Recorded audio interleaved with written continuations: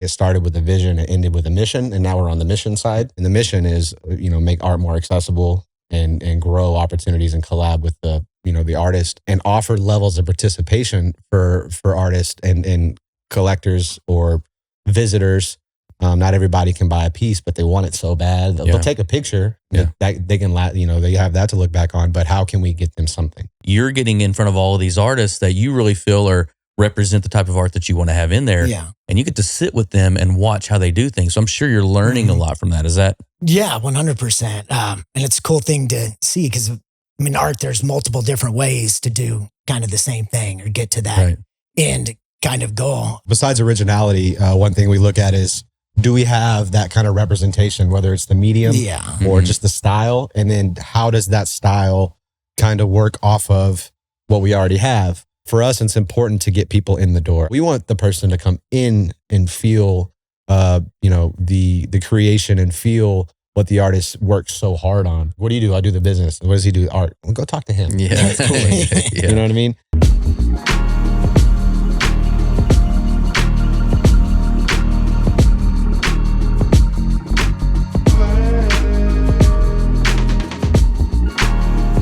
Hey everybody, welcome back to The Blueprint. Today I have Gallery DeFi back in. I've got Travis and Kyle here. They're going to break down and tell us a little bit about what's going on at the shop and, give us an update. There's been a lot going on in that amount of time and, there's been some cool stuff happening. If you could do me a favor and subscribe at the bottom, it's going to help me get some stories out, going to help me get more of these people out in front of you guys and just get the exposure up. So appreciate that. I love you. We love you too. So, let's talk about you for the first couple minutes. You got a new place here. I bet you don't ever get the conversation flip in back your on direction. So let's talk about that real quick. Where are we at? How did we get here? And how does it feel to have a home to do this kind of? Because I think last time we were like in the side office of another business. Yep. And so to be able to grow this the way that you have, I would love to kind of take some minutes, shine light in your direction. Well, thank you. Honestly, it's been really cool. I walked into this, I was looking for another place. I wanted it to be kind of the vibe. I just wanted it to really kind of match the history of the culture of the town and something like Marfa, Texas is really cool to me, right? How somebody took something really cool and put it in something really old. So I was looking for something that had a vintage feel to it. I looked around at a bunch of small towns and local to me, 20, 30 minutes within driving range. And I was like, what little town can I go find that's just a hole in the wall, and go put this thing that doesn't really fit inside that area, And so I looked at 3 or 4 other places. And when I walked into this one, it was kind of like a shotgun bar type of straight down, had this elevated platform in it. And I thought, I immediately could see it. It just clicked. And I was like, man, I've got to have this place. And so I turned and I looked at my wife who was looking with me as well. And she was smiling. I was nodding my head and she was nodding her head. And so we played it coy as we, talked about it for a little bit and then literally pulled the trigger on it the next day. Oh, wow. And it was pretty cut and dry once we got to that point. But we had spent the next, 2.5 weeks every day building this thing out exactly the way we wanted to. And so, man, honestly, a dream come true. When you walk in the door, it's a big smile on my face. Yeah. The team seems pretty lax and enjoying the environment. It's very creative. Bringing art and, some of the technology and stuff that kind of mixes into this 111-year-old building is really cool, man. I don't know, man. I just feel like I'm a part of history inside of this building. I think about all the hands that have worked in this room. I heard it used to be a hospital. I heard it, used to be a boutique. It used to be all kinds of things. So it's clothed people. It's saved people's lives. It's done so many things. And so I want to do research on the front up there just to kind of show who's been here, who's lived here, in all black and white photos, just all down the side. So I don't know, man, really cool. Thanks for pointing that out. But sure. It's great. It's been a breath of fresh air. I know it's important to you. And obviously you do more than just this, right? Yeah. This is just like an outlet for you to, do what you do. And then, it's cool to me because you have an agency here working on other people's brands. And then you have your brand as an artist. And then now this back here. So if you're in Caddo Mills, which, it's out here, I think it's growing though. We saw a lot of development. So eventually I just feel like it's going to be an extension of Rock Walls. Yeah.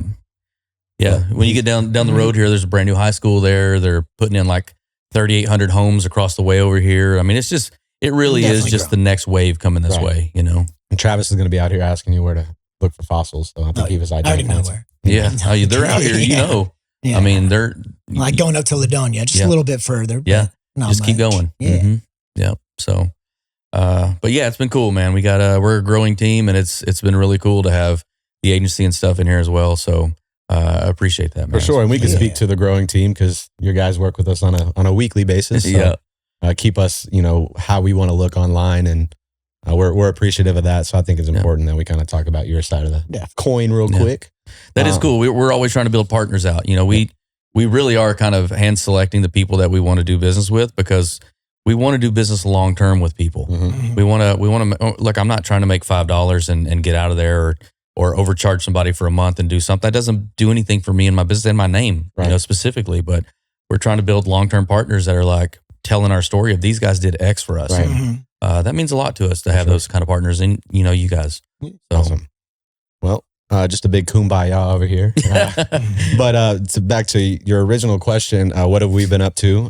If you don't know, we opened Gallery DeFi in West Dallas. It's a collection of really super talented people like these guys. I think we have 46-ish artists. You know, we're adding more, revolving some of them out. You know, but the main idea for us is to make art more accessible for everyone. People that come in and visit, people that want to do stuff in a space surrounded by art. But more importantly for us is the opportunity to work with you guys. You know, tell your story through, you know, the way that you want to tell it, but then also work with different companies and groups that want to, you know, work with artists and just kind of be a conduit and a, you know, an easy access to, you know, opportunity for everyone. So it's been fun. Yeah. It's been fun. We did it in 2 or 3 weeks, just like you. Our build out took about 3 weeks. Yeah. Exactly. No, I was a part of that growth. I know how that was. Well, before we jump back into where you've gone from this point, like if you guys could just discuss like who you are and what role you play in the gallery, not just because there's a role you play going up to start date, and there's a role you play after start date. So just tell a little bit about yourselves individually, and then talk about what went into building this to begin, and then what has really transitioned after you've gotten there. I think it's important for Travis to kind of start that, because all of this started with something that he did originally, and then from like the creative angle, he's spearheaded that. He's worked with all the artists, and it's his vision from an artistic creative standpoint. So I feel like you set the tone on that. Yeah. So it's definitely been a trek. The idea and concept kind of started back 2018 with a friend of mine, Buddy, and then wanted to create an immersive art gallery. Museum of Ice Cream had just opened up, was getting lots of traction, and people were leaving Dallas to go to these specific type of events and museums, galleries, and everything, and really wanted to do that here in Dallas. And so ended up partnering with a gallery there at the Crescent in 2018, opened up a thing called Psychedelic Robot, did about 3 iterations of that. And then the opening weekend of the third one that you were in, and you were in the second one as well. Opening weekend of the third one was the same weekend. It was March 20th, 2020.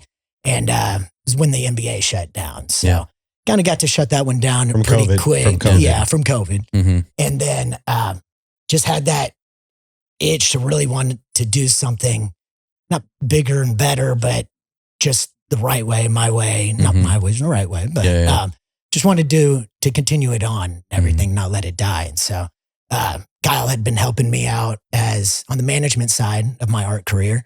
And then we were able to partner on that and bring in another friend, Trey, and we're able to acquire a building there in West Dallas. Some people were wanting to go north, be Frisco and kind of that area, but really wanted to keep it true, be close to the downtown, kind of the grunge, and really find a large building, and we did. And then lots of construction. It was an older building. I believe it was 1926 when it was built. 2 separate addresses. So we got to get those both into one. Asbestos, new roof, AC. City of Dallas. We love you guys now though, but City of Dallas in the beginning, we didn't know everyone that we needed to know. So it just, it's a learning process. Definitely. And then finally got the CO, and then we were able to start getting artists in there. And Risk Rock was, shout out my man Risk. He was one of the first ones to come out in 2023 and grace the front of the building with a massive mural, like 210 feet long, and definitely one of his biggest. Pretty sure it's his biggest in Texas. And then, real quick on Risk. If you don't know who Risk Rock is, just go into Google, search him. He's the godfather of graffiti, and kind of when he said grace the building, it was important on the timing of that because he had to take a chance on us, as a lot of other artists did, to come. But having someone kind of at the top of their game take a chance and believe in what we're doing, and at the same time, he's kind of the person that's attributed with bringing street art into the gallery setting. So it really, proved our point, if we can get the Michael Jordan, let's call it, of an industry. So that was kind of a surreal moment, honestly, because he reached out like, we can get Risk. And I was like, well, how? Yeah. And that's another story you can get into, but continue.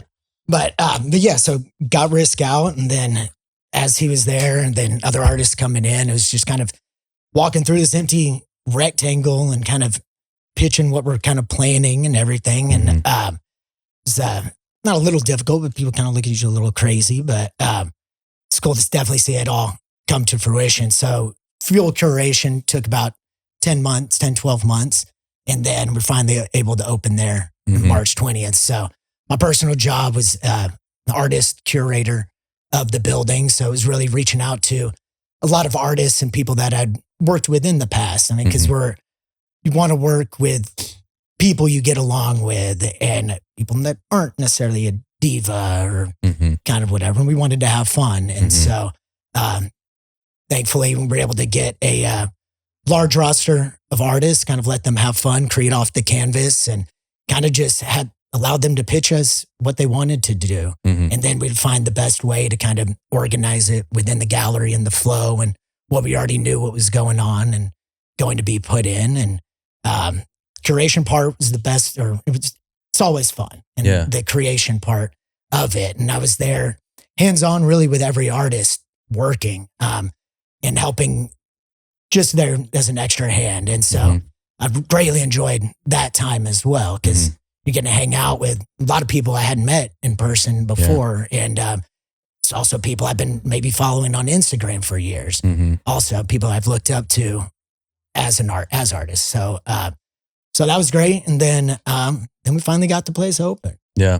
I'm sure you too first of all, I want to get into how you pick some people, but also once you've picked them, learning from their style of creation, right? Everyone is completely different in the way that they execute. Much like when I interview entrepreneurs over here, as much as I'm like trying to share your story to everybody else, I'm gleaning your wins and how you did them. And it's like, I could go to all these different conferences and have 1 hour I get to listen to somebody, but I get 60 or 70 different people at the top of their game to sit in these chairs and kind of show us what works, right? You're getting in front of all of these artists that you really feel represent the type of art that you want to have in there. And you get to sit with them and watch how they do things. So I'm sure you're learning a lot from that. Is that? Yeah, 100%. And it's a cool thing to see because, I mean, art, there's multiple different ways to do kind of the same thing or get to that end kind of goal. One thing is you don't want to like hover over people. You want to give the artist their space and kind of and then a lot of past projects of mine, you do have that. And it's always not the kind of best creative environment per se. So definitely wanted to feel them out and just see what which direction they wanted to go in. Do they need a beer? They don't drink. What kind of music and everything, just kind of let them set the tone and then be there as a helping hand. But the pride was great. I mean, it was really cool seeing Risk paint. I mean, this process, of course, you've always kind of wondered and everything. And so that was very cool to see. Then Gregory Siff coming in and he did the whole stage behind the background of that and hadn't necessarily created that large before. So with that, I was working with him to help create that large. Gregory, if he was here, he would say the same thing. Like you said, he's mastered his icon style, which we have in the gallery. And if you know Gregory Siff's work, you know what we're talking about. But one thing that happened in the gallery is we allowed artists to do something for the first time, whether that be the scale of things or just actual different templates. And he had a writer's block, let's call it. And Travis does large scale. He kind of worked backwards almost, doing larger murals and then kind of coming down this way opposed to going the other direction. And he was able to kind of get him out of that writer's block by just kind of simply getting it started. Yeah. And then, but what was cooler from my lens is seeing him get to interact with these people he's revered and looked up to, not only learn from them, but also kind of give them some game. And that happened a number of times. Even with another one with Boo Boo Stewart coming in. It's kind of pitched him the idea because wanted a transition from all the craziness out there in the gallery into Zach Sauter's Nothing Room. And so saw his sculptures. The biggest ones was probably like 4 or 5 feet tall, and he didn't necessarily know how to create something 17 feet tall, but kind of took about like 2 or 3 months going back, just randomly texting him like, yo, we can still do this thing. Like, I'll have everything set up. I've got a good friend that welds. He'll be there in the morning. And so he came in one night. We went out to eat and just sitting there at the table, sketched out kind of what he wanted to do. And the next morning showed up and he was like, he's a grandmaster martial artist as well. Right. And so he's bending this rebar with his shins Travis and his neck and, and everything. And then 8 days later, 16 hours a day, we had a 17-foot tall plaster sculpture done. Yeah. And so that was a try. But we were both learning how to really create it as we went. And we're both all in. And that's the other beautiful thing is when these artists were coming in to create at the gallery, they wanted to do more, and everybody really went above and beyond to kind of what we had originally discussed and put a lot of intent and detail and thought into their installations. So very grateful for all of that, and beautiful thing to see come together. When you started to pick out those different artists as you were curating this thing, give me a list of like 2 or 3 things that you tried to look for in an artist that you thought, this is us.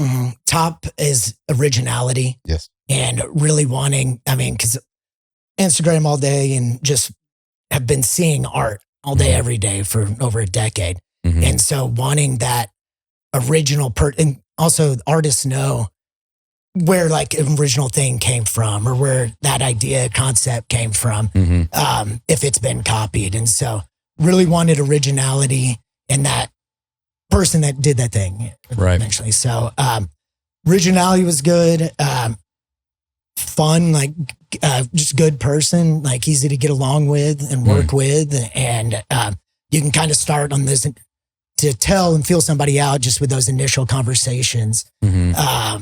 So being good to work with, and I think also besides originality, one thing we look at is, do we have that kind of representation, whether it's the medium or just the style? And then how does that style kind of work off of what we already have?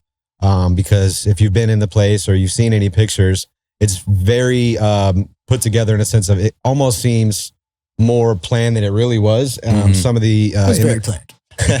Well, from the artist contribution, like some of the symbolisms and some of the things that are almost coincidental. And it just kind of flows. So to bring an artist in at various stages, whether at the beginning it was a little easier because we had white walls, we had space we needed to fill. But now it's like, how are they going to look in here? How is it going to work with the vibes that we have? Because you've been there. It's like a community. We, all of our artists come in on a daily basis, in and out, and utilize the space if it makes sense for them. So how does that work? And then, are they going to help us uplift and create opportunities? Are they collaborative mindset, whether that be with just us, but other artists? And it's hard to know if people are easy to work with until you work with them. But we've had a pretty good track record so far. And then I think moving forward, because the number one question we get now is, how do I get my art in there? Or here's my art. How do we, and that's a challenging thing to do because we got to respect the artists that are already there and put the sweat and the tears in the beginning of the process and took the chance. And there's opportunity for you guys to come in and, evolve your space, which your space is going to soon be evolved with you and Tex. And That's cool because that's a representation of you guys working together, collaborating.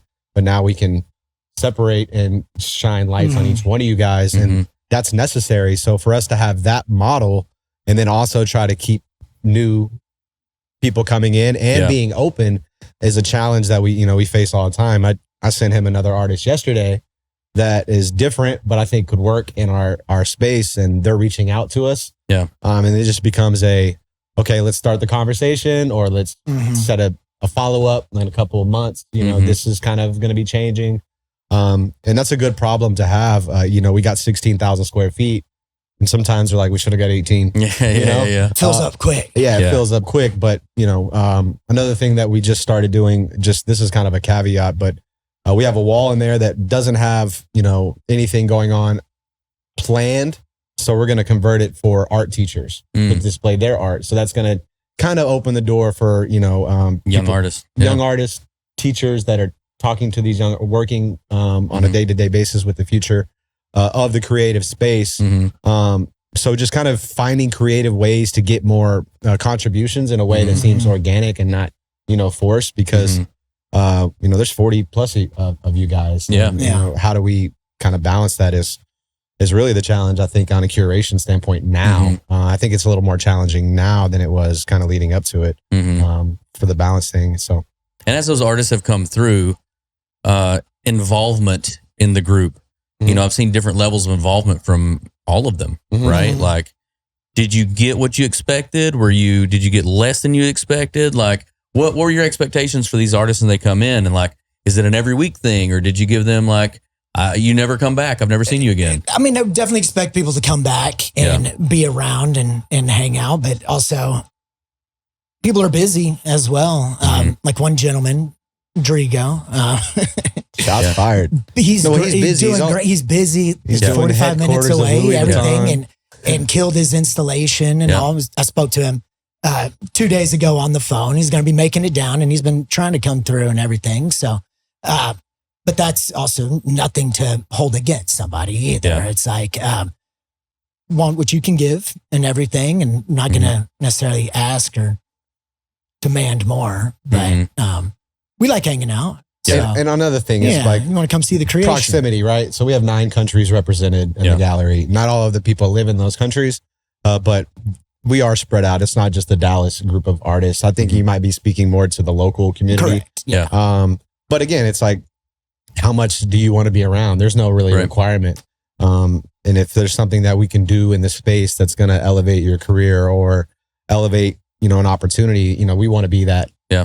But at the same time, there's no expectation to come around. And we've even had a few. Leah, she's flown in a few times. Yeah. To come in, hang out, and do a few things. She's coming in again next week. So definitely grateful for her. And people coming in and seeing it. On that note of collaboration, that's a cool one, because Leah's got an installation. If you go to our social media, it's one of the most captured installations, because it's, it's an all encompassing and it's a cool transition. And, there's a lot of photos taken in there. And what that's yielded is an opportunity for her to come in and work with a hospitality group that we've worked with in the past. And they were able to reach out to her, and she's going to come execute her brand inside their brand. So that's just a live case of, why we do what we do. It's kind of bigger than just selling the piece or growing the brand. It's creating opportunities to, for both sides, because we like the hospitality group. So, they had a vision that they needed, and they were able to easily talk with the artist and bring the artist out. And when she comes out, she'll probably do something for us while she's here, which is a beautiful thing. But another part of that, when it comes down to like the artists themselves, that's got to be a delicate balance too, of like expectations on you guys from when they put their art in. They're like, I want it sold tomorrow, or I need to shine really big. I need to get 1 million followers out of this thing overnight, right? How do you guys play with the egos? I mean, we're all putting our baby out there in front of people, and how do you guys deal with the egos? Because some don't appreciate it when it doesn't go well for them. Yeah. Nobody's necessarily said or really been hounding us like so much stuff right now. But also it takes the gallery getting traction and getting open. A gallery business is a hard business to be in. And so we really wanted to create something different and something new. And now that's finally, eyes have been coming on it for the past 6 months. And so now really starting to get that traction and making sales almost weekly now. And so things are picking up, and we are still trying to sell that art. Yeah, that's cool. Well, I think that there's two things to that. You know, you are more than that. You got economical things that people kind of consider. I think art purchases go like this, and it's seasonal, or it's you know, it just depends. There's a lot of other factors that go into the acquisition of fine art, which is one thing that we can't control. Black Friday's coming. Well, I think we're gonna give ourselves a day off for that. So nice, right? I think that's like one of the first days off we've collectively had in a while. But you know, and there's so many options when you come in, and I think people, it's almost like a two-phased thing when people come in and experience the gallery. They're overwhelmed at first, and then they double back and like, oh, I like these pieces, or I want to bring my designer by. And it's very few instances where someone's like, I need that. I'm taking it off the wall. I'm leaving with it today. And that's just the nature of what, you know, acquiring art is. And it's an important purchase, but also there's so many options. Right. It's like, oh, I thought this one spoke to me, and I made my way over here. Now this one speaks to me. So it comes in flows. If you ask Minji, she would say that that's all we do is sell art, because we've had, she's had a great, you know, out the gate presence at the gallery. And, you know, we would love to sell everyone equally, but that's just how it goes. And, you know, if there's another thing that we've set out as far as structure wise, is we're not trying to control the artist's opportunities. Right. If you called me and were like, hey man, there's this gallery down the street from you guys, love to introduce you, whatever, but they want to show my pieces. The old mindset of a gallerist is, no, this is I don't just get you in these walls. I have your rights to all your art in Texas. And that's more of a gatekeeper. And there's only one person winning there. Whether you're selling a lot of their art or you're not, you're still capping the opportunity. So with that said, we want the over exposure, or the maximum exposure in our region of an artist, because it just grows the brand. It makes, you know, more compelling story that we can say, well, if you like these couple pieces, because we talked about the confines of the space that we have, there's a couple more down the street. Go see so-and-so, and they'll show you, you know, Brandon's work.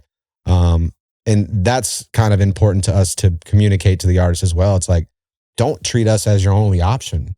Right. Use this to kind of create more opportunities and more opportunities. And you call me and say, hey, y'all have this piece, and I think it's going to be a good fit for the show I'm doing, and wherever. We'll make that happen. Like we're not here to gatekeep or to control. And I think we're a disruptor. I know we're a disruptor in the minds of some people that have been doing it for a long time. And that's okay. Like that's kind of, I think, the way to be most impactful is not to just get in line over here. It's to stand over here and throw a wrench at this over here, because the reason that it's not working, we've both experienced on the artist side. It's you get taken advantage of, you know, a lot of communication. It's just not really for the artist. Right. So that's important to us. Yeah. Well, I know from my side as an artist, it's been really cool for, you know, you guys do a really good job of feedback. You know, hey, so-and-so's checking this out, or I got some feedback on this one the other day, or people came through and they all wanted us to do this. Like, that's good for the artist. Even if the artist doesn't necessarily sell a piece or do something like that, that is fuel that what they're doing is working. And so those things that you guys are doing, and I'm saying this for the benefit of all the other artists out there, they'll hear this or that of artists that come through the gallery. You guys do a great job of supporting and communicating and talking to the artists on the inside, so they know that their stuff is being heard or felt, right? Because we create stuff to say a message. We create stuff to let you feel where my heart's at, or to let you see visually what I'm thinking, and hopefully that you connect with that, right? And on the other end, if there's someone that goes, and I got that, thank you for talking to me about that, and they had a good experience, you guys do a great job of going, hey, so-and-so last night was talking about your stuff, or blah, blah, blah, blah, blah, you know? And I think that comes from, if you have tattoos, right? And you have a good tattoo artist, you'll get compliments. I like your tattoo. And it's kind of misdirected. Like, I shouldn't be hearing it. Thank you. I appreciate it. But I didn't do anything but pay the bill and sit there and take the pain. The talented person is the tattoo artist. So in art, we're the voice, we're the receiver of the message in these instances. And, you know, we're doing field trips now, which is something we can talk about in a little bit. But we get all these kids and they get so inspired, and we always ask them what their favorite one. It's important for the artist to understand that the impact they're making on just a generation of creatives, opposed to just someone that's got money and wants to put this in their house because it matches something. And I like blue. Exactly. Yeah. I called Cristobal the other day. We had needed to catch up, and first thing I told him was, you would be surprised at how much, how people respond when we tell them the medium that you use. Yeah. And it's like, it's one of the things that we do with everyone. And it's just, I wish we had a camera that we could just snap that instant reaction. Yeah. Because that's important, because you spend all your life to learn how to do a technique, and then you lean into it. And, artists, all people are insecure or uncertain of things, but artists seem to kind of skew that way a little bit more when you think it would be the opposite. Yeah. Like they're revered, they're considered cool. A lot of people incorporate artists for that cool element, but the creation part is like a lonely place, and it's like an unsure place. And if I'm going to be vulnerable and put this out, how's it going to be received? So it's important to hear the positive. When we get the negative, we don't really always share that information. This guy sucks. But no, just kidding, because we don't really get a lot of that at all. So except for Brandon stuff. Yeah. No, joking. That's Supers Malone. Supers Malone, baby. Well, we spent quite a bit of time talking about kind of your role, kind of setting this thing up. But how has your role gone from the facilitator to the salesman? Janitor. Yeah. I think we're all the janitor. Janitor. When you do something that big and you got, so many things, we always have to do a little bit. If you come in on a random day, you would think that, we were hourly employees there. I've seen you mop. Yeah. There you go. You see me mop. My role is just kind of to do, the business side, really. We collaborate across the board on everything. But just like our setup in Travis's art career, left brain, right brain, I'd always forget which one is which. brain. But it allows the artist to be creative, and allows me to focus on the stuff that is necessary to grow a brand in today's world. And then in the gallery, it's just relationship management on the artist front, but also just kind of being the conduit to us and the outside world, talking to the people that call just to ask our hours, but all the way talking with the mayor and these other people about large projects, that take time to cultivate. Speaking with all the kind of heads of, the industries that are around us, and getting the name out there, just from an organizational standpoint. So operationally, that's kind of my lane. It's always been my lane. Growing the business is a group effort. It takes all of us, and it's a cohesive unit. And I don't like titles, because one day you might have to be this, and one day you have to be this. And if you put a title on it, then you start thinking, well, that's not my responsibility. Yeah, that's some. But in a small and a startup, essentially, it's everybody's responsibility, because you don't have the ability to. Because it's also important that we bring in people that we trust. Yeah. Right. And you don't want to pass that off until it can be done to a standard that you can do it. So we steer away from titles and just kind of, all hands on deck. But the admin, operational stuff kind of falls in my lane. Yeah. Like I talk with your guys on the website stuff, and making sure that, we are building the brand in the way that we want to. Yeah. And so has that changed once you crossed over the threshold? Like, did some stuff fall off? Did some stuff pick up? Like, what was the one thing that changed the most from the time that I think just like easily, like the first part was more just organize, the money, right? Making sure we had the money to do the curation and do all the things that we needed to do, logistically getting the artist here. Travis had a vision and, where he wanted them and how he wanted them. And then we got to get them here, and contracts, and we all worked through all these things. So it was more, logistical at first. Yeah. And now it's more operational, right? We posted something the other day. It started with a vision, it ended with a mission, and now we're on the mission side. And the mission is, make art more accessible and grow opportunities and collab with the artist, and offer levels of participation for artists and collectors or visitors. Not everybody can buy a piece, but they want it so bad. They'll take a picture. That they can, they have that to look back on. But how can we get them something? Prints, merch, and building all that out, which that's another subsection of a job requirement. But that's been fun because it allows us to work with the artist and kind of do things that are creative and hands-on, because I'm a business-minded person as far as output, but I have a real creative, approach to it. That's what I did before is, conceptualization and, creative thinking. So it works really well in this environment. So there's times that I'll kick him ideas, and if he likes it, it comes to fruition. But there's kind of a pecking order, like it flows this way for, implementation on the creative side because I don't want to step on his ideas or his vision, or maybe he already had something for that wall next. Yeah. Right. So it flows that way. And then the other end, it flows this way for, certain things. And, it's a group conversation. Sometimes we reach out to the artist like, hey, how would this best work for you? And then we try to implement and, execute on that. And then a lot of people are now starting to come in and because of the space and they want to do their thing. They want to do their birthday or they want to host their whatever. And now it's like, okay, how do we protect the brand? I'm not going to say the conversation that we were discussing about someone that pitched an idea that we had to unfortunately say we can't do that because that's protecting the brand. Yeah. But we have to think creatively because, certain things are going to open us up to people that may not have come to a gallery because what they thought a gallery was. And these aren't my words. I might feel the same way, but I was telling you the other day, a common thread lately is coolest gallery in Texas or coolest gallery in Dallas. And now that's a matter of opinion, but it's cool to hear that from people that may not have come because they came from Pilates or they came from a silent disco or a sound bath, because ultimately what we're doing is creating a community of creatives, right? We had a kid come in and sing at the silent disco, and we're confident that he's Gavin Copeland. Like this. Yeah. His name is Gavin Copeland, and his voice is incredible. Yeah. And we had no idea. We had a relationship with people that worked with him, but we had no idea that this was in the bag, and they brought him for a sound check, and we're looking at each other like, who the hell is in there singing with no Here's music? The future. Yeah. Like, it's the guy with face tattoos. Yeah. It's like, dude. Been singing 6 months. And so then he had been singing 6 months, and they come in super respectful, super everything. And those are the people we want to work with, right? And then, but it's also a business, so you got to pay bills. So you got to walk the line of, do we need the money? Yeah. Is it going to facilitate? And sometimes, if you get a price from us, it's kind of, maybe it's high. Skewed. It's more because, it doesn't really serve what we're trying to do. Whereas, you're trying to do something that's super in line with us. We're going to come down. If you have a budget, we're going to work with it. Like the DMA, the Dallas Museum of Art, they're trying to host a party for their employees, and they want to do it at our gallery. So it's like, well, you got a museum that you have access to. So it's like, of course we want to do that. So it's like, where are you at? Where can we meet you? Yeah.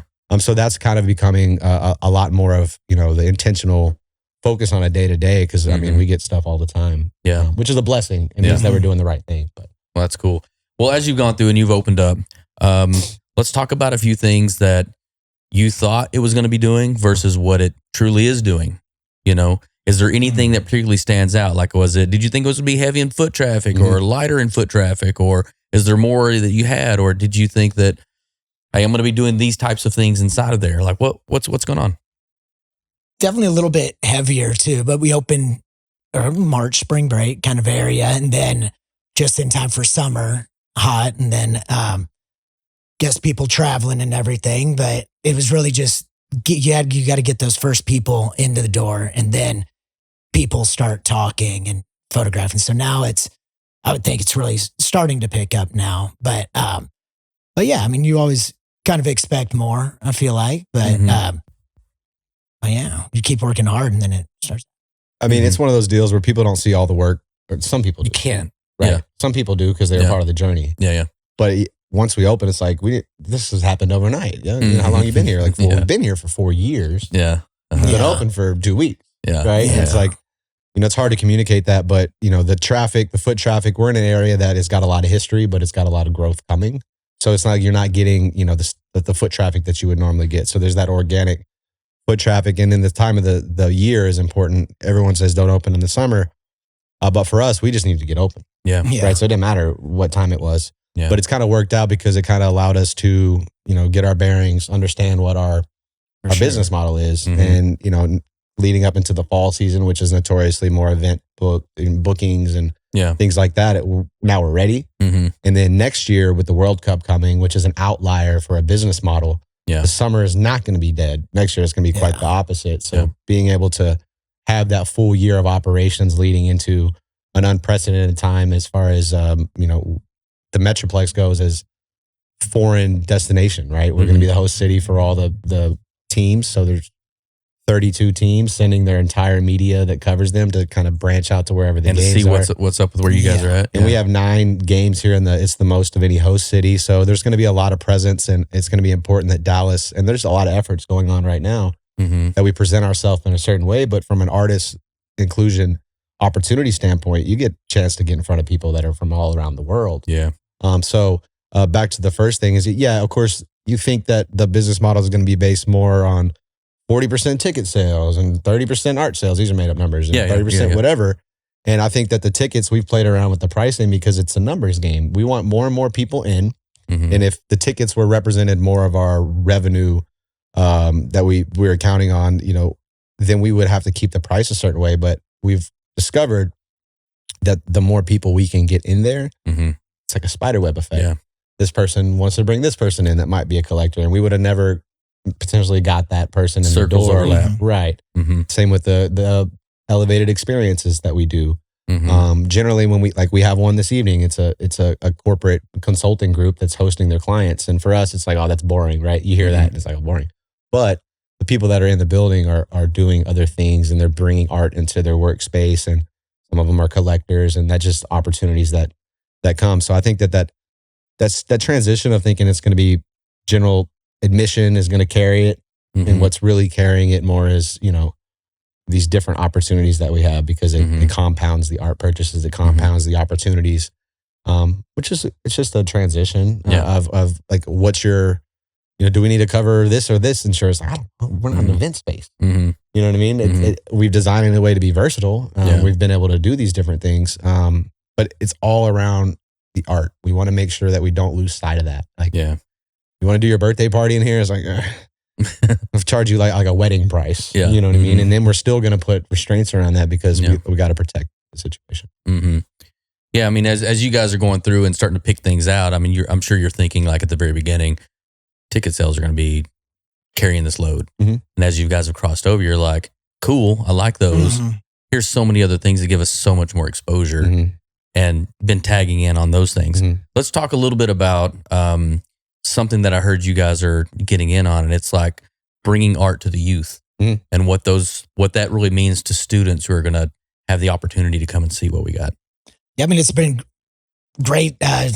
There's a few different ways that we do the tours with the kids, and like this last one yesterday, it was kind of just a free-for-all. It was 10, 12 kids, so small, but that was great. But then the other ones, it was going through, like, me talking about the processes where that the artist used, or asking the kids how they thought or what materials were used here. And so you're getting these engaging type of interactions where they're asking questions about the art and the artist, and they're being opinionated and having fun and taking pictures, interacting with the artwork as well. So it's always cool to see them light up and just be amazed. And then one group of students, they all had a sketchbook as well. And so they were going around picking their favorite pieces throughout the tour. And then at the end of the tour, they had like 20 minutes to sit down there in front of their favorite pieces, sketch those out. Some had just one piece, and then others had like 4 or 5 favorites. So now they're going around, and now it's this cool collage almost of some of my favorite pieces in the gallery also, all done on one piece of paper by a 13-year-old, or no, they're a little 14. Yeah. No, yesterday was a middle school. We've had multiple high schools, and thank you, Danielle Johnson, because she's a teacher at Cedar Hill. And I guess it was almost too obvious. It wasn't on our radar in a sense of like opportunity for the space. And it fits an open window of our business, like operational hours. But I had a teacher reach out and said, hey, do you guys offer field trips? And I was like, do we offer field trips in my mind? And well, why don't we? Yeah. And so then it became, we built out like a package, and, we did the whole cast a wide web, and, it's kind of slowly trickling in. But the feedback from the 4 schools that we worked with, we have another one next week, and we have a few trying to plan it out right now, is this is more relatable to the students because it's not 1500s art. It's not this stuff that they don't necessarily relate to. Right. And even the teachers, because they have to go to the same places every year, and it's almost like a breath of fresh air. But it's also done in a way that the teacher yesterday said, this makes it seem more achievable for these students because they're looking at all these different mediums and they may not have access to this or may not have the skill set for this. It doesn't mean you stop. Try something else.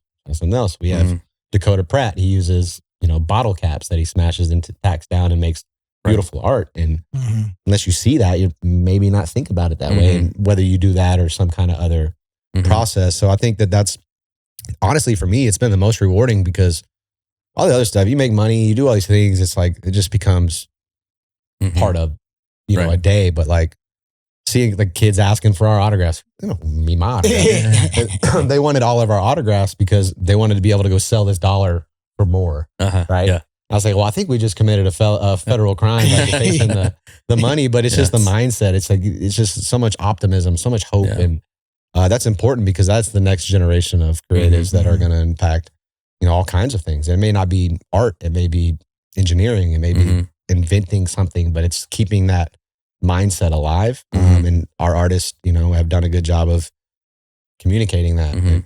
It's all possible. There's no limitations. So for me, that's been fun. And the kids come in and it's just a whole different clientele than we're used to dealing with. Yeah. And, some of them are real reserved at first because it's just an awkward age for a lot of these kids too. But then at the end of it, they're all running around, asking questions, taking pictures. And that's been cool, truthfully. So yeah, I mean, I can see that you guys are not just giving kids an opportunity to learn, but you're inspiring kids for whatever it is potentially they want to do going forward. It's just giving someone the opportunity for passion, showing someone an open door that says, hey, look, you may not have thought about doing X, Y, or Z, but here's the thing. And it's a pretty cool thing for a lot of people who've invested a lot of their life into, doing their craft.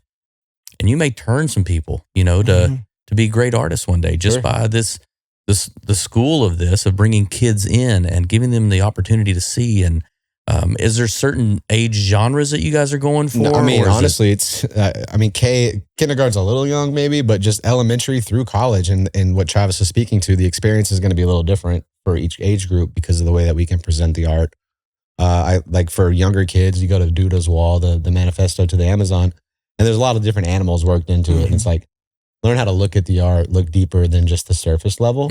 Whereas, the older students, even in the college, it's more about dialing in on, the mediums that you're working on or just kind of taking things in, asking questions from someone like Travis that worked hands-on. And some of the things, are more native to him and some of the things he's just worked on one time with an artist, right? But he can speak to it in a way that gives them guidance and gives them, the reassurance that, it can be done. Right. And, Trey, the other founder that's not here with us in this podcast, has a friend that he grew up with who's an art teacher. And she brought Russell to the gallery. She's like, hey, I know what you guys are doing. I have this student, super talented. Brought his artwork in a trunk or in the back seat. Yeah. Walked it into the gallery and we're just like, Was this the bird? Yeah. So he's got two pieces. Kind of good.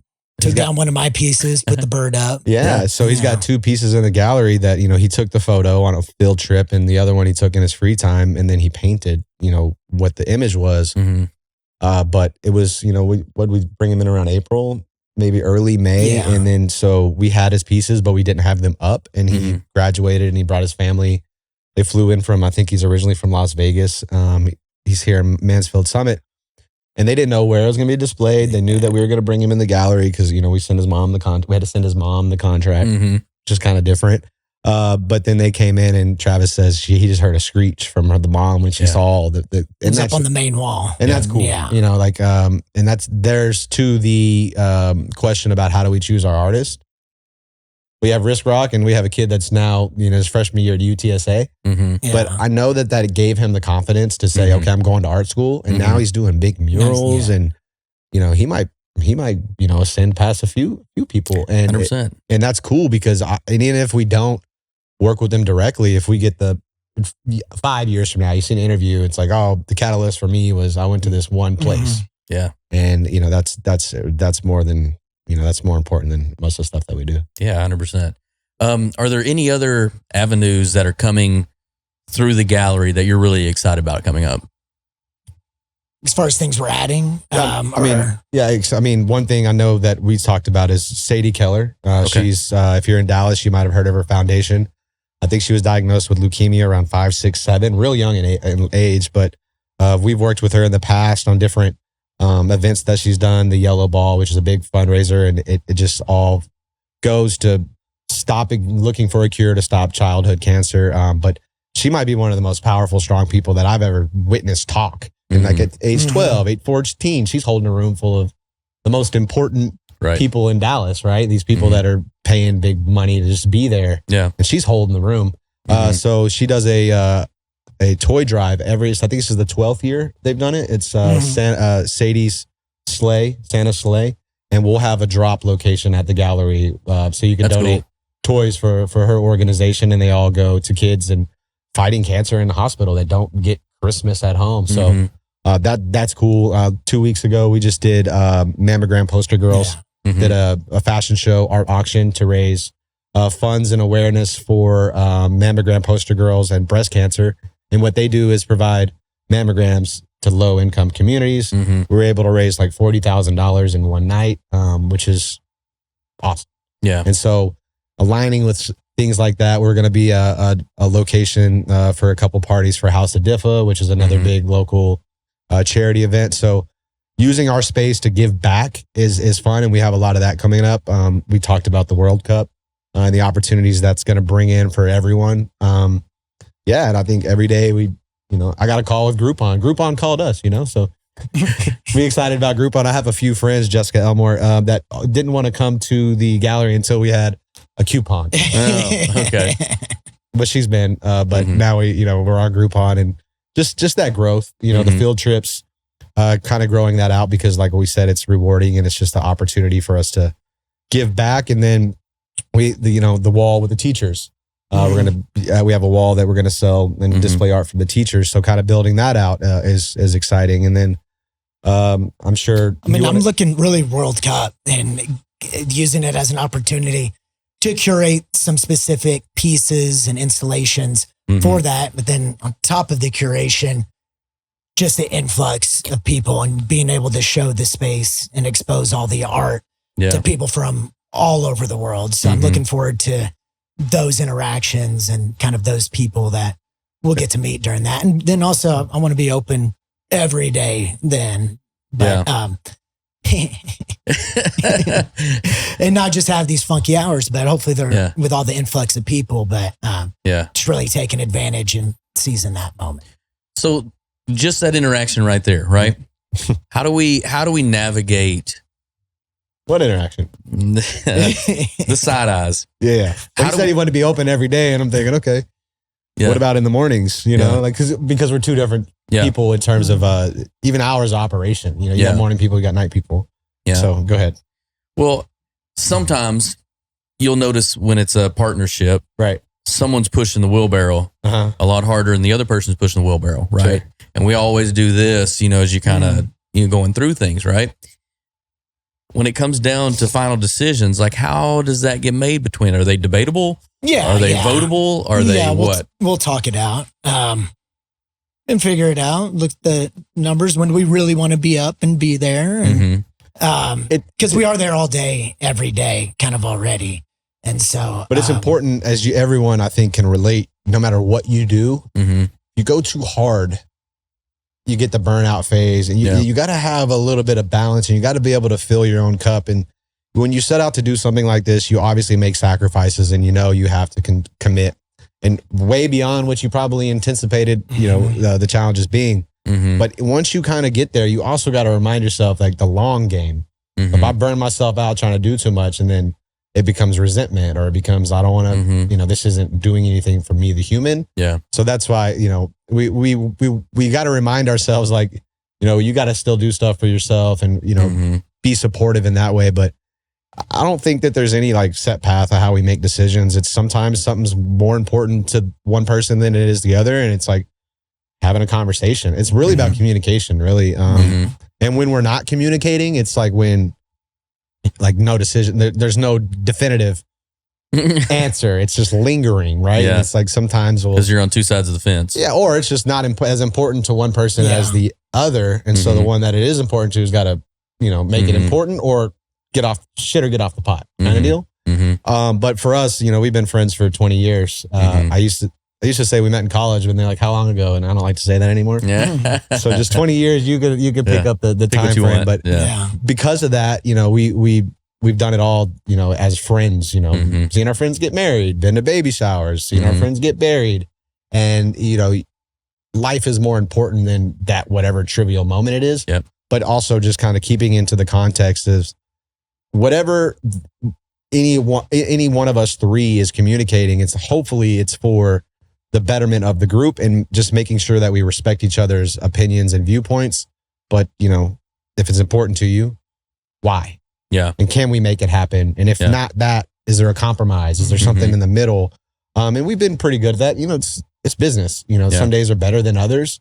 Some days are, it might seem a little bit more tension and friction, but I think at the bottom of all of it is just because we have that much, desire to succeed and to win. And, we're all humans too. We all got other stuff going on in life that doesn't factor into the other person. And I don't know the challenges that Travis deals with, for example, on painting a mural. I've seen him do it.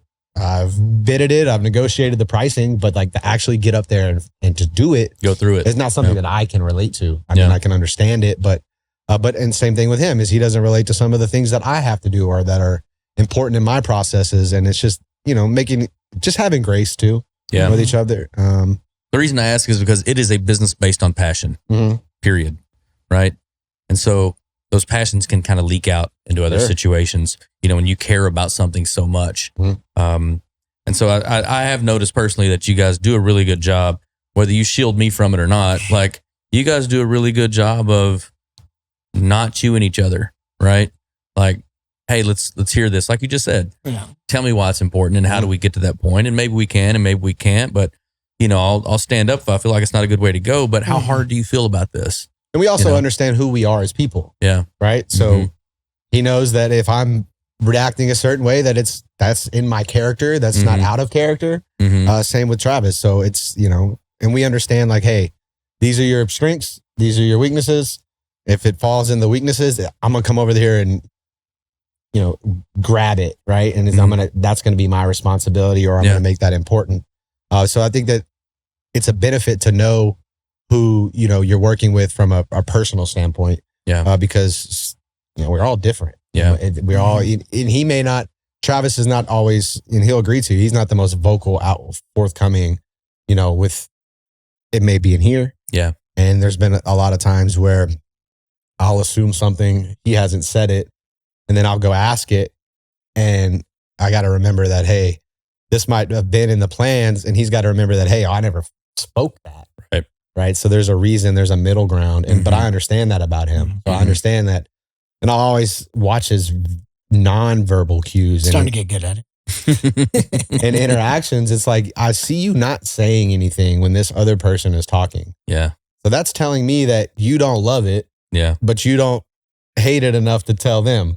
Yeah. So then I got to kind of get that out of you. Right. And that's just a dynamic that I can speak to specifically that comes up. But that's just me being willing, or him being willing to understand the other person's processes. And that, I think, alleviates a lot of the unspoken friction and things like that. And yeah, we get better at it. There's days that we're better at it. There's days that he's probably like, oh, fuck that. and that's just okay. Under his breath, though. Yeah, but it's okay. Get it out of your system and, understand that, I think that the people that you're closest with are also the people that kind of get your wrath more, right? Like your wife with the trees. Like, you didn't do anything wrong there, but why are these trees at my house that I didn't approve of? I can't yell at the tree guy the same way I can yell at my husband, right? And so that's kind of how it works for us. Well, there's so many branches that come to you guys through the gallery, meaning like revenue streams. I know that what I've seen you guys do a really good job of is like stepping into the apparel side of things, right? And doing collabs with certain artists. Tell me about this approach and why you guys decided to go that route. Okay. I mean, that has been huge. Go ahead.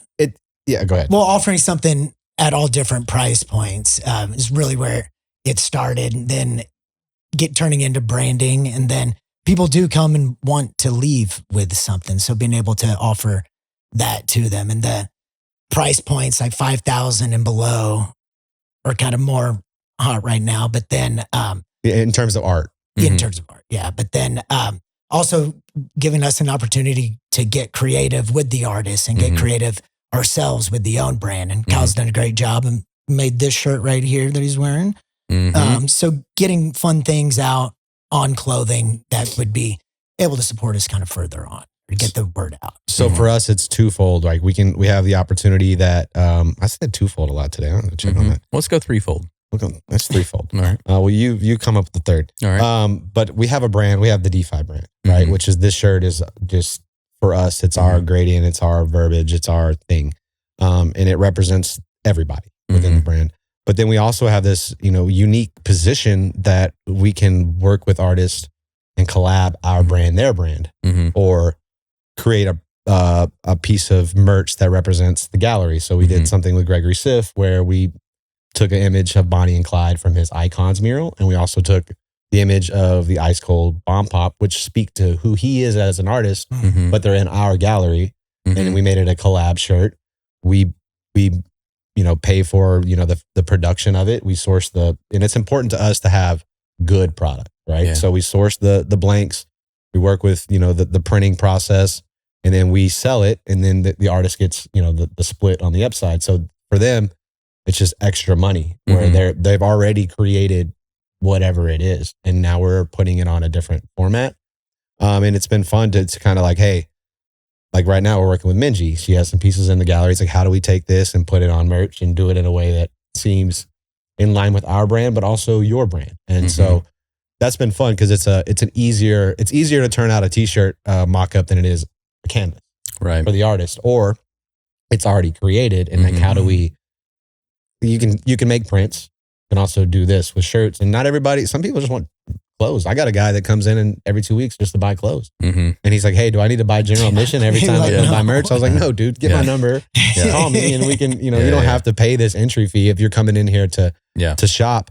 And we're making the transition of getting it up online, working with your team actually to have more of an online presence. But for us, it's important to get people in the door. I had an artist reach out about putting the art online to sell, and it's like, that's not our model. You can definitely put online the merch that you have, and if it sells online, we'll facilitate shipping it or whatnot. But we want the person to come in and feel, the creation, and feel what the artist works so hard on. Like what Travis mentioned briefly with Boo Boo Stewart, 16 hours a day. They literally look like Breaking Bad, cast members, full hazmat suit. Yeah. We just got the building deep cleaned and shit everywhere. But like, that was a lot of hard work. I mean, they were 16 hours a day. He's not exaggerating. And so we want you to come in and feel that. Just to buy it online, sure. I mean, there's plenty of places you can buy art online, RT, there's all kinds of them. And if the artist is like adamant about it, please do that, right? Have an online presence. But for us, we would have to put everybody's art up. And now, you know how that stuff works. Yep. It's too many products. You're losing the stuff that people can buy online. So I think that's a good differentiator. Like prints, things that we can ship to you reasonably, that's what we want online. And we want to grow a brand where, hey, you might have caught your attention because you saw a cool shirt in an ad. Yeah. And now you're looking like, what is this place? There's all these bios of all the different artists, and I can buy tickets, and they're doing this and that. So it kind of works both lanes, and we're leaning more towards that right now because we kind of got a better grasp on the in-house. Right. But I think, it's been fun to do the merch, and it's evolving and just getting hands-on. And, that's something that I've always kind of enjoyed, but I didn't go to fashion school. I didn't do all that, but I've always kind of, like when they did the Nike design, when they first came out with Nike ID, to me, that was the coolest thing. Because I don't like those designs these dorks are doing up in, Beaverton for Nike. I can do it way better. Yeah. And you can if you're doing it for yourself. The challenge is creating a product for everyone. Yeah. Right. So mass appeal. Right. So well, third fold for that is third fold actually is Travis has his own brand. And it's cool to be able to, work on these things. Like, hey, let's maybe try this blank next time we do your stuff, or let's do that this way. Nice. So that's the third fold. That's third fold. Fourth fold, you're getting something that is a time capsule that is a short run for everybody that they just can't get for forever, right? You're getting something you leave with people, right? And so people are going to wear this a bunch, or they're going to wear it, you know, very sparingly because it's very special to them, and they are only going to put it in front of an audience that really respects what they have. Sure. You know, those really do mean a lot to a lot of people. You know, it's like you buy clothes for your appreciation of what it is, but you also want the other people to appreciate of what you have, right? You don't go put something in front of a bunch of people who don't understand it, and now you're putting wear and tear on something, and it's like, okay, I could have left this one at the house. You know? And like for Jude, she has the big cigarette installation. We've had people just come buy the art, her merch, just because they like the installation. Yeah. Right. And that's cool. And I guess we can add a fifth since we're on number 5 now. We started with 2. 5-fold. 5 folds. The other thing is some of these artists don't know or haven't done merch before. And they see that it's achievable, and now that they can start doing it on their own and build out a product line that, you know, later we can collab on a higher level on, and, you know, just kind of being a beacon of guidance, whether it's, you know, a little bit or the whole gamut of, you know, you got to do this, this, this, and this. Yeah. You need to send this kind of file, you know, if you can't do it, this is how you can get it done. Yeah. And kind of empowering them to grow their own brand at whatever rate or however they want to. So that's the cool thing about the merch. It's like, okay, it's doable. Yeah. Right. And there's money in this. And when I go do these pop-up shows and I got my prints, why not have a few t-shirts? And so that Jude actually has done that herself. So that's been cool. I'll say 6-fold on this. No, we're 6. 6-fold. We're at 6. That's that many. The cool thing about it is you guys are not only picking out really cool designs and working with the artists on those designs, but you're also really interested in the quality of the material. That means a lot to you guys. I've had a lot of discussions, but tell everyone why that means so much of talking about the material, the way things are made. I think the intentionality of everything that we've done, why take a shortcut on something? Because it's going to, even we've had merch that have been bought and then gifted to someone else, so they don't know anything about us. And so I want you to feel something, right? And not just feel like it's a souvenir t-shirt. To the point that we thought we were doing something by getting these out of Portugal until, you know, I got a tariff bill for 25% after I thought I paid for the merch. So to the tune of we're willing to pay more and reduce our margins, in a sense, to kind of create that unspoken, you know, confirmation. I can't sit there and tell you all of these things, especially if it's gifted to you. But if you see a brand, you like it, and I want you to wear it all the time. A bunch of my friends, they say it's their favorite shirt, and they might just be saying that, but they wear it all the time. They wear it all the time. And that's just the way to extend your brand. If you look at it that way, is if you have something and you can apply merch to it, that's just an extension of what you're already doing without having to market and to do that. So especially with the World Cup coming, we want prints. We want things that people can buy, take across wherever they came from, fly back with it. And there's not a lot of challenge. What about you, Travis? What do you think is special about the clothing and the reason it's done the way that it's done? And having nice things. I mean, because people, it's ultimately an advertisement as well. Once they do leave there and do wear it, the nicer it is, the more likely you are to wear it and support it. But also, I mean, you don't want somebody to feel that they got gypped or something like after purchasing something. Because, like I said, having to add that 25% tariff, I mean, it's an expensive shirt also. It's not like your typical tour shirt. So you are having to pay a little bit more of it. But another thing that I thought of when he was saying that, it's like some of these artists, like Gregory, right? He's been in the MoMA. He's a big artist. So he has merch, and there's a standard of quality that his brand represents. So if we were to dip that, you know, to match, you know, throw it on a Gildan to our brand of where we're at, then it's a disservice to him as an artist and to his standard. So it's like, all right, we're going to raise our standard that we can align with anybody. And if you're selling Gildan t-shirts on your, like, well, if you're going to do one with us, it's going to be one of these. And I think that's a standard of excellence, but it just speaks to the art too. Art is expensive. The reason art is expensive is because not everybody can do it, but also things that are expensive are taken care of in a different way.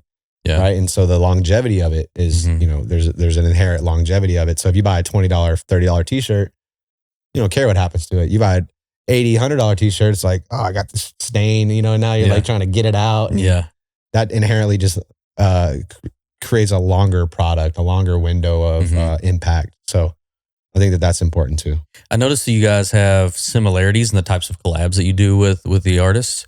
Is it formulaic? Are you asking them to do your thing in this type of a layout or formula, like small left chest, big print back? Like what are the prerequisites when you go start working with artists? I think that there's no prerequisites. I think that presentation has just kind of been easy to execute in terms of here's your brand, here's our brand. How do we make it not busy and work? And then not going too busy, right? And a little bit something that speaks to everybody, that with the simplicity on the front and then the maxed out on the back in terms of a lot of times it's images of the artwork. So you kind of want to give it its scale. But yeah, if some artist is like, oh, I want to do all this, you know, on the front, if it makes sense and we like it and they like it, then, you know, there's things down the pipeline that'll be a little bit different. But if you know anything about merch and where you can print and stuff, there's different sizings, and on the back you can go a little bit bigger, especially the way that we do things. So it creates like a bigger backdrop without being busy. But you don't give anybody a template and say, hey man, this is kind of our formula, roll this route. You just say, hey, we need a shirt. What do you think? But yeah, and a lot of that comes like with Gregory, he already did the artwork. And so I called his manager, I called him. I was like, hey, can we put these on shirts? And then we took his signature and we put our thing, and that was the collab. The image on the back is all him. So that one, there wasn't really anything other than getting his permission to repurpose his creation. Whereas Jude, she already had a creation that wasn't on canvas, but she had the file that she made, and she wanted to put it out there. So we collaboratively came up with the front logo, and then she introduced this without having to paint it. Right. So now you kind of test, do people like that? Now I can go paint it. Yeah. With Minji, she's a little more hands-on. She has stuff that she wants, and she wants to incorporate based on, here's my idea. And she's like, well, can we add this? And can we add this? And it's like, of course. Yeah. Like, how do you want to be represented? And I think from that, it'll get more diverse. Brian has his own product line, and it outsells our stuff all the time. And that helps us because when you're inside of the gallery, you know, it's all the same standard. And he helped us with our blanks, and he's trying to get his brand into other retailers. And we're a case study that, hey, people are coming and spending this money, and they're not balking at the price. They're swiping and they're enjoying it. And they're taking pictures. You know, Chris Hinckley over there, he just ordered one for his shirt for his friend because he has one, and we're shipping it to New Jersey. So and that allows us to get our brands out beyond the metropolitan area. And, you know, hey, what is that? And, oh, you might be going to Dallas in 2 weeks, and now you're going to go check out this place because you saw the shirt in New Jersey. Yeah.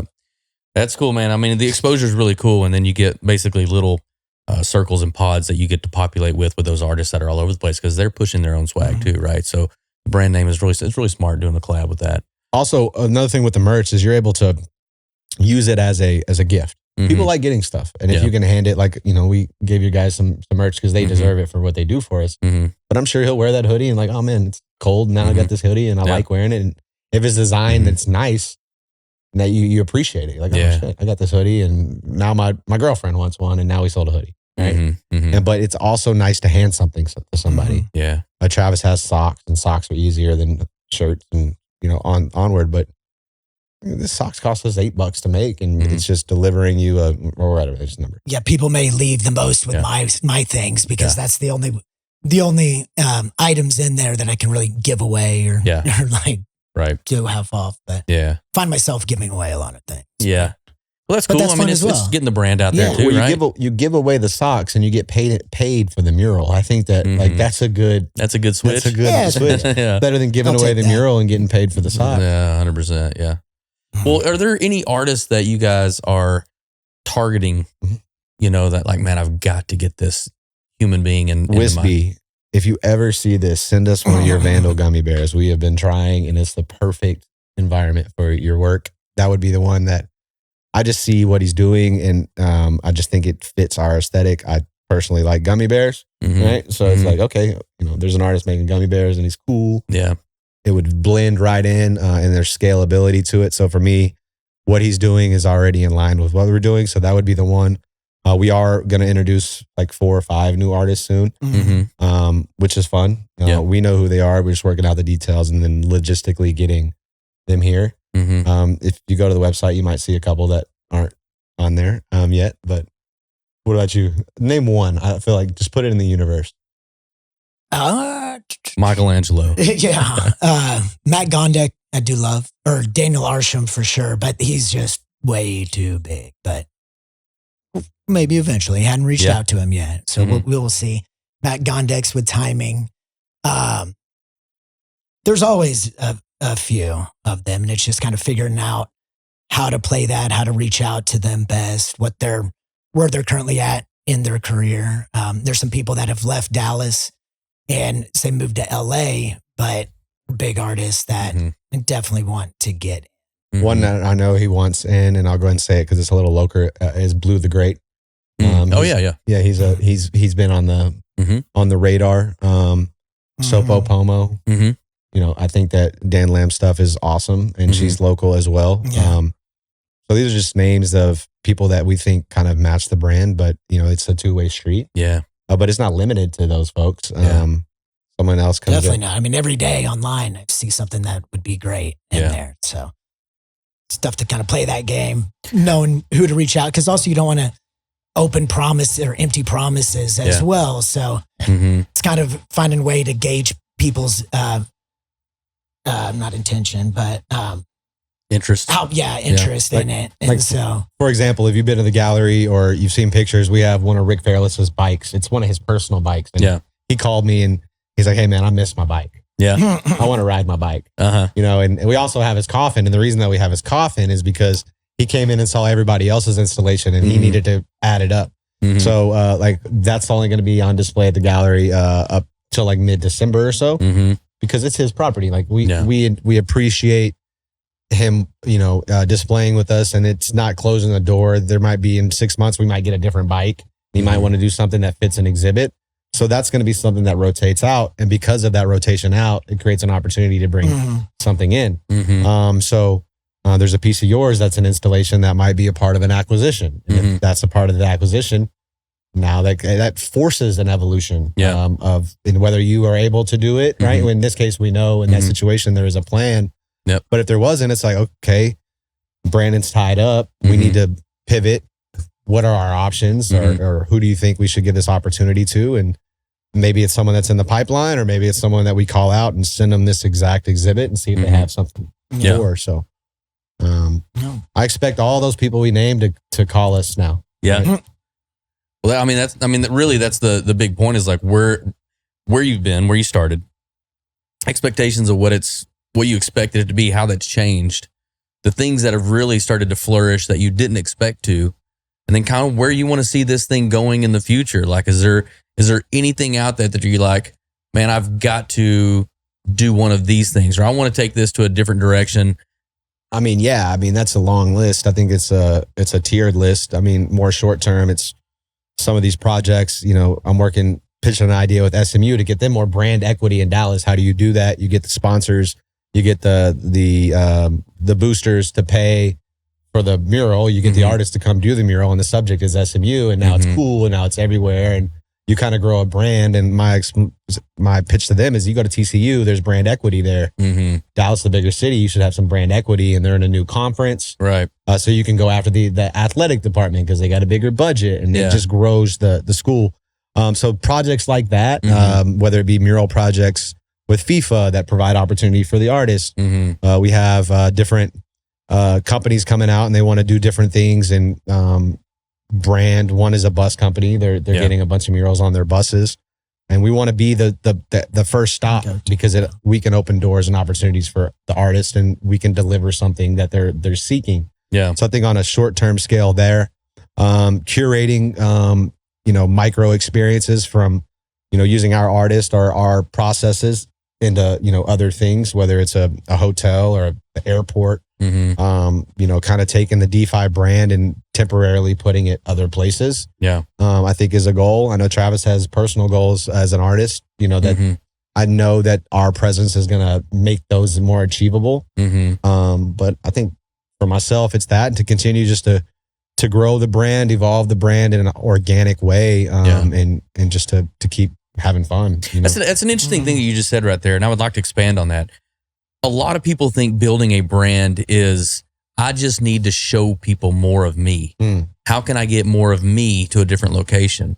And I think what you talked about at that point was, what other key elements in the city are interested in tying into the roots of kind of where we want to keep this thing, what we want to expose, what we want to show, like talking to SMU, talking to some of the other key features in Dallas. Like, that's an interesting approach. I haven't heard people say much about that before, of like reaching out to established people to say, you are a front runner for what is Dallas. Let's kind of tie this thing together so everyone sees of you have support in what other people are doing as well as we do in you, right? Tying the two leaders together, right? Is that kind of the direction? Yeah, I mean, he's just saying it simply, yeah, because, you know, I can't go coach volleyball. Yeah. But I can make volleyball more relevant to somebody walking on the street through a mural implementation. And the reason I know that we can do that is because we were doing it on a smaller scale with Travis. You know, he's worked with plenty of hospitality and commercial businesses to make whatever they're trying to do more relatable. Because you add art to a public space, people have more likelihood to revisit, to engage, to shop, whatever you're trying to do there. It makes people feel safer, right? Because it's like, oh, this is a creative, safe place. So just communicating that, and instead of sending you a PDF of all these artists' works, come see the gallery and what speaks to you. It's like, can we do this? And if you call risk, you're going to get a price. Yeah. But if you let us negotiate that, you're probably going to get a more favorable price, or even answer the phone, right? You know, so and I think that all to say, it's all opportunities for the artist. And from that, you know, everybody's paying artists to make their brand cool, right? You don't pay them you don't pay an artist for their ability. You don't pay them for how long they've been doing it. You pay for the vision and what's the price of that. Yeah. And a lot of companies get so down the track of their brand, and now they realize, oh, I'm over here. How do I get these people over here? The NFL did it great. I still think Taylor Swift, Travis Kelce is a plant, and it worked tremendously, whether you like it or you don't. Except for his game has gone downhill, but keep going. Still showing up in the Super Bowl, still relevant. Got the number 1 or number 2 podcast. His brother's wife has the number 1 podcast. And it's like, okay, that worked because you took 2 things that already worked. And how do we build a bridge? And I think that's what it's about. So Travis is going to an event tonight that's more, you know, it's the creators in Dallas, the movers and shakers in Dallas. And well, one of the gentlemen there is, you know, he's the head of the Trinity Conservatory. And someone told me in a conversation with him that he's looking for murals. So I told Travis, like, hey, go find Tony, pitch this exact location, and let's just get this done. Right? And that's, you know, taking initiative, but also from a place of, we know what we can deliver. Right. So it's important. Well, that's also a really interesting point there too. You brought up was like life outside of the gallery. You know, how has that changed for you guys? Are you starting to become noticed around the area for a mover and a shaker? And what does it go into to you have to be seen at a lot of locations? I guess I've kind of always just grown up. I've grown up here in Dallas and been fortunate to having and keeping tons of friends. And so, but in the art world, I mean, I've noticed like the 10 District Art Walk was a couple weeks ago, and then walking by and then people introducing themselves like, oh, I came to the gallery and I'd love it. So I have seen like a connection directly from the gallery. But yeah, I mean, it is kind of not everywhere, but you do run into people, you know. I think that it's harder because we don't really push ourselves. Like we're not trying to grow our personal brands. Travis is different as an artist, but his role in the gallery, he's not trying to put himself out front. Right. Or we'll be the voices. We'll show up and do the interview. We'll tell the story because it is our story to tell, but it's more about the brand and it's not like a face of the brand. So I wouldn't say like in that sense, that's not our goal, but it does happen. One thing is I have a lot more politician friends than I think I would have ever had in my entire life. And it's all because of just a couple things that we did. And, sometimes you scratch somebody's back, and I've had to lean on that. There's something going on in our area that they've been trying to solve. And I was like able to call one person. It's like, heck, how did I find myself with this person's number? And now we're playing these different games. Donald, I need your help. No, we're not there yet. We're not there yet. But in the confines of Dallas, which is one of the the places to be in the country in terms of growth and opportunity, that's been an interesting dynamic, because it just creates opportunities and gives you confidence. Like, hey, what's the worst thing someone can say? Right? Is no. And I heard something the other day, and I told myself I was going to say it on this podcast because I just think it was so profound. It's like, all of this leads up to, or boils down to, decisions, right? When you're born, you look like your parents. When you die, you look like your decisions. And I just like, every time since I heard that, I was like, you gotta think about it that way. So our decisions, from the smallest, what shirt are we going to wear, to who are we going to allow to come and display their art, or who are we going to allow to come in and impede on not impede, but coexist in our space. What are the decisions, and what is that going to lead to? Is it going to lead to more opportunities? Is it going to lead to problems? Is it going to lead to that? And so I think that if we stay true to ourselves and our decisions align with what we set out to do, I mean, the sky's the limit in terms of, the impact of our brand, or also, the artists that come up, some, like I mentioned, Russell, he could be the best artist in Texas in 10 years. Right. And it's, given the confidence or the outlet for that. As you go through this, I guess what I was getting at earlier, and I know that you guys have both been in the in crowd for a long time. And so I guess what I'm getting at is, do you find yourself in new circles? Yeah. Much like the political stuff. Like, do you find yourself people giving you a different vision of authority now that you've started to establish something that is bigger than, hey, I created a piece of artwork? Yeah, now I got something real to talk about, a physical space that it's really just a big proving ground. A lot of times I've been talking about it, and then now it's really come into exist. That as far as the gallery, validation is great. And that's also just personal validation. Like for myself, like having had something, then now all of a sudden I didn't have it because we had created one prior, and then really pouring everything in to something that you truly believe in. Yeah. You get another 50 plus people to truly believe in it as well and help you bring it all together. It's has been great. And that has definitely helped just going out in general and being able to talk about something that I've truly created and believed in, and being able to take them and show them, like, come, let me blow your mind over here. Like, and Travis has always been cool in that context. I hung up those boots a long time ago. So I feel like he's more, in tune to answer that question, because he does go out and he's kind of the social, like when we have these events, I could go to him if I was there, but he's the art person. So like a conversation, like, what do you do? I do the business. What does he do? Art. Well, go talk to him. Yeah. That's cool. You know what I mean? So I think that's back to our own lanes, our own responsibilities.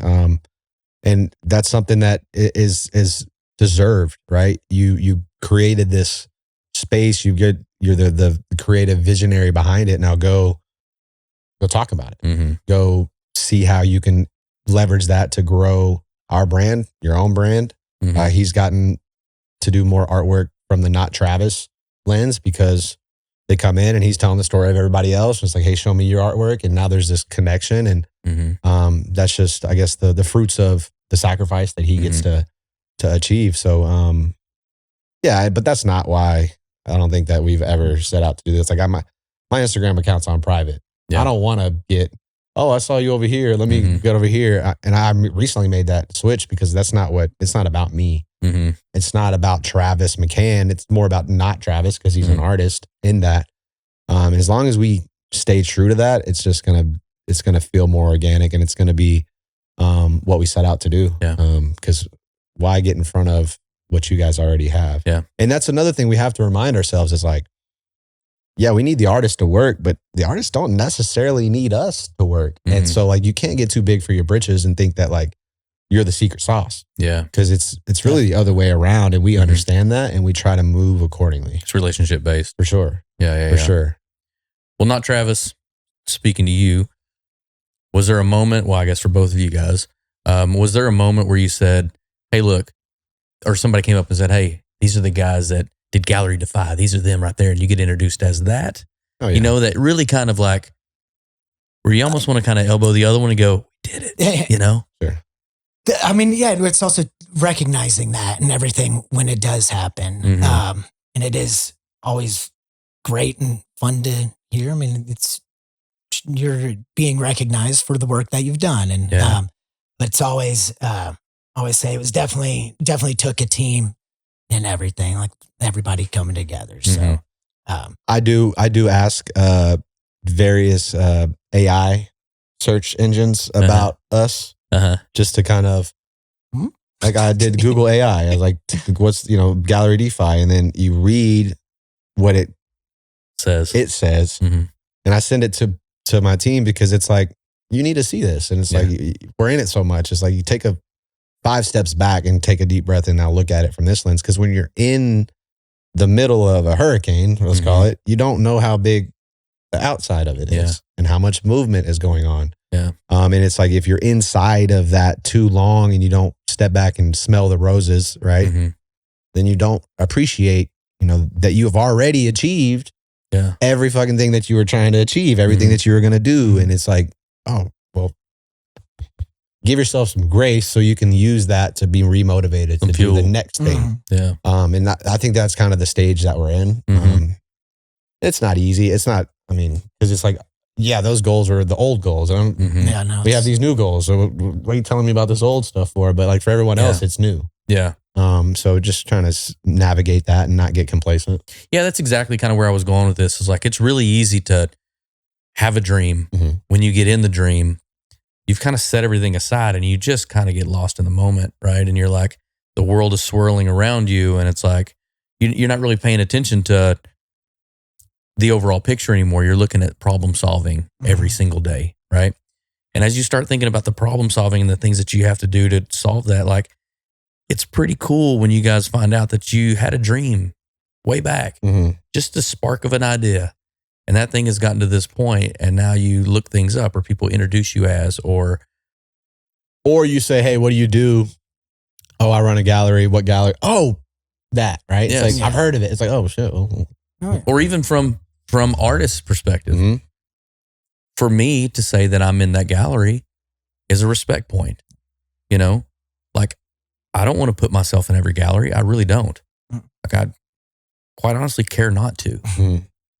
Because they just aren't seen the same way. We're not talked to the same way. We're not respected the same way, And so for me to put my stuff in there with people just like you, who you seeing on the other side of what it's been like, you being part of that ride as well. But it's really cool to be just a part of something that is different, and for me as an artist, that's why I feel super proud to be a part of something like this and watch it grow and see you guys become who you are and what you are. And I know the world's going to be able to see this, that you guys are really humble guys, at the end of the day. Like, you don't say much about yourselves. You don't talk about this or that or the other. And you do give out a lot of kudos to everybody else. So respect for that, and, again, super proud of what you guys have done. Super happy to see the direction and how far you've come. I know it's been a long journey, and I know you guys are just now taking a breath, but kudos to you guys, man. Appreciate it. Really cool. Got a lot more coming. Yeah. 2-way street. Yeah. Maybe we'll get episode 3 of this bad boy coming up. Oh yeah. Sevenfold. Sevenfold. Well, at the end of the day too, where can people find you? Gallery DeFi on Instagram, gallerydefi.io, because we thought we were cool and wanted to be .io during the crypto phase. We were cool, but at the time it's like, what if we were IO? So there, right? We're from Indonesia. And I think someone actually had our URL that might have known us and bought the URL and did charge us kind of deal. Super sweet. I have my thoughts of who it might be. But Gallery DeFi on all, if you type it into Google, you should be able to find us at this point, because We got good SEO work, not seen on camera. But yeah, like that's your guys, that's your team. And so, and then if you're in the area and you just want to stop by, sometimes we're there, we'll give tours. And if, you have ideas for the space, reach out. We have Instagram, you can reach out. We have a website forum or an email. Hours of operation? Right now, Friday and Saturday, 5 to 10, Sunday, 12 to 4. And then we have a Tuesday evening, which really just services as a way for us to get up there and do content, but also give access to the gallery for people that work on the weekends, the industry people. And then the other days are used for kind of these different initiatives. And those hours may expand, next year with the World Cup. According to Travis, we're going to be 7 days a week, 24 hours a day. But we'll see. To be determined on that part. You guys are looking into maybe rentable podcasting and so we have a space in the gallery that we want to maybe convert to a podcast studio. For us to tell our story, but for you to continue to tell your story. If you had somebody that could only be in Dallas for an hour, it's like, hey, come shoot this here, and let's grow all of this together in a really cool environment. Yeah, so that's kind of, I guess, one of the next build outs for us behind the scenes in the gallery. And there's a possibility that you attend on a Friday night. We're shooting a podcast, so you can kind of see on air who's in there, and that just kind of just creates a different feel and access. A lot of people that come in, I think they're taken back by the access, because you come in on a Friday and you might have 4 of the artists that just came by with their kids and they're standing around, and you can ask them about their pieces or their processes, and that's important to us to have that. So I think accessibility to the artist is kind of the special thing that we offer as well. And not Travis, where can we find you? At not.travis, NOT.Travis. Or if you're feeling frisky, I think he's got another page called Cowboy Trav. You're welcome. Cowboy Trav. You're welcome. No vowels. Is there a .com for not Travis? Nottravis.com. Yep. Got merch and things on there. And then about to start posting more on my Instagram. He's been saying that for 4 years. Man, isn't it crazy how as an artist you just you're creating and you're not sharing enough? That's the story of my life. And caught up here with the gallery, and then got a show. If you're out at Art Basel, December 3rd, about to post about it. December 3rd in Wynwood. Got a show there, so definitely come by if you're around. Super sick. Wynwood is it. Travis is not our social media coordinator, I will tell you that. Shout out to Tweet. Well, very cool. Well, again, I want to thank you guys for coming on and making the drive and coming down to our new studio, and really appreciate it, guys. It was great. Thank you. 100%. Well, until next time, everybody. August, thank you. August is over here. He's off the camera. He deserves all the love. 100%. August the man. Until next time, that's the blueprint.